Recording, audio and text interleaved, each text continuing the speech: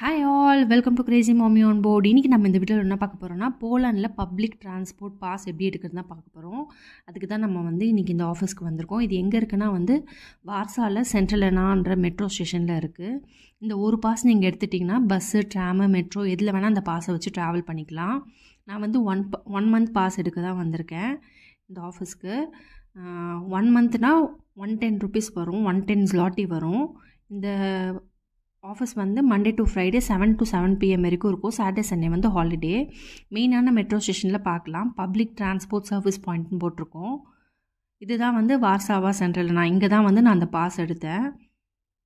3 மந்த்தாக எடுத்திங்கன்னா நீங்கள் கம்மியாக ஆகும். 285 சம்திங், அந்த 285 zloty தான் வரும். இது palace of science and culture, வார்சாவில் ரொம்ப முக்கியமான இடம். இது ஜ்லாட்டி தெரேசா மாலு, இதுவும் ரொம்ப ஃபேமஸானது.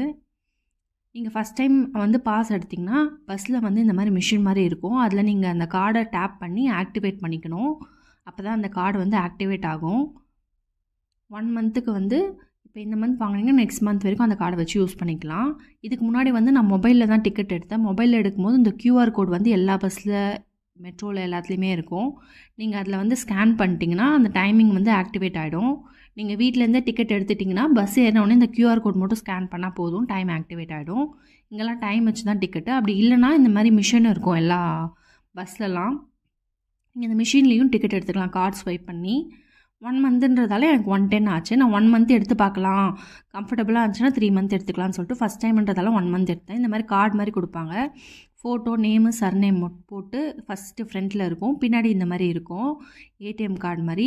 இந்த கார்டு வாங்க என்ன தேவைன்னா ஒரு பாஸ்போர்ட் சைஸ் ஃபோட்டோவும் நம்மளோட பாஸ்போர்ட்டும் கொடுக்கணும். கொடுத்திங்கன்னா அவங்க எல்லாம் செக் பண்ணிவிட்டு ஃபோட்டோவை ஸ்கேன் பண்ணிட்டு நம்மக்கிட்டே கொடுத்துருவாங்க ரிட்டனு. இது 1 மந்த் கார்டு தான். வேணுன்னா நீங்கள் ரினியூவல் கூட பண்ணிக்கலாம், இல்லை கேன்சலும் பண்ணிக்கலாம்.